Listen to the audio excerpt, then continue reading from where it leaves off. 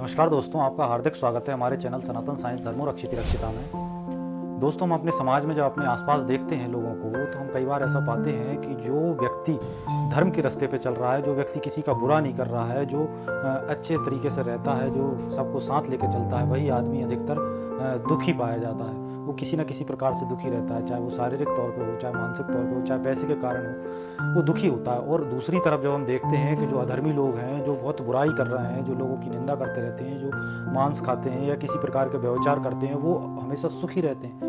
तो कभी कभी हमारे मन में ऐसा आता है कि भगवान भी कितने निर्दयी हैं और वो ऐसा करते हैं। तो इसके पीछे एक बहुत ही गूढ़ रहस्य छुपा हुआ है। इसके पीछे एक कारण बताया जाता है कि दो प्रकार के संविधान होते हैं। एक हमारा होता है देश का संविधान, जिससे हमारा देश चलता है। इसी प्रकार से एक भागवतिक संविधान होता है, और जिसके जो शासनकर्ता हैं उनको हम धर्मराज कहते हैं। धर्मराज जब देख लेते हैं कि किसी व्यक्ति द्वारा जब धर्म के रास्ते पे चला जा रहा है, तो उसका क्या, उनको फाइनली उनका उद्धार करना है, उस व्यक्ति का उद्धार करना है, तो उसके जो पूर्व जन्मों के बुरे कर्म जो उसके खाते में जमा हैं, वो उसको जल्दी जल्दी दिए जाते हैं, क्योंकि उसको फाइनली रूप में उसका कल्याण करना है। तो उसको जल्दी जल्दी से वो पुण्य जो उसके पाप कर्म है, उसको भोगना तो है ही सभी पाप कर्मों को, तो उसको जल्दी जल्दी वो दिए जाते हैं। और बड़ी जो सजाएं हैं वो छोटे रूप में दी जाती हैं। जैसे किसी का एक्सीडेंट होना था तो वहाँ उसका पैर टूट गया या उसको कांटा लग गया, इस प्रकार से उसको बुरे कर्मों को जल्दी जल्दी भुगवा दिया जाता है। और जब उसके पूर्व जन्म के बुरे कर्म खत्म हो जाते हैं और इस जन्म के जो पुण्य कर्म और पिछले जन्मों के पुण्य कर्म जब जुड़ते हैं,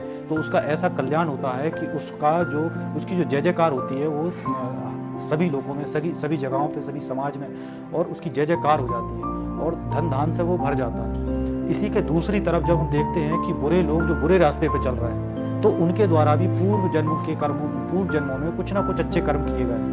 तो अब धर्मराज द्वारा देख लिया गया है कि उनका जो है वो अब जो आखिरी में उनका सत्यानाश करना है। तो जब पूरी तरीके से विध्वंस करना है, तो उसके लिए उनके जो खाते में जमा जो पुण्य कर्म है, जो जब उनका नाश होगा, तो जो बीच में बाधा बनेगी, तो उन पुण्य कर्मों को पहले जल्दी जल्दी उनको दे दिया जाता है। और बहुत अच्छे जो पुण्य कर्म है, जिनका फल होना था कि मान के चलो किसी को राजा बनना था किसी राज्य का, तो उसको एक सोने का घड़ा मिल जाएगा जिसमें सोने के सिक्के होंगे, एक एग्जाम्पल के तौर पे। तो इस प्रकार से वो बड़े बड़े पुण्य कर्मों को छोटे छोटे रूप में उनको जल्दी से जल्दी भुगवा दिया जाता है। और अंत में जब उनके पूर्व जन्म के पूरे पुण्य कर्म खत्म हो जाते हैं और पूर्व जन्म के जब पाप कर्म और इस जन्म के जब पाप कर्म जुड़ते हैं, तो उनका ऐसा सत्यानाश होता है कि उनको कोई पानी देने वाला नहीं रहता।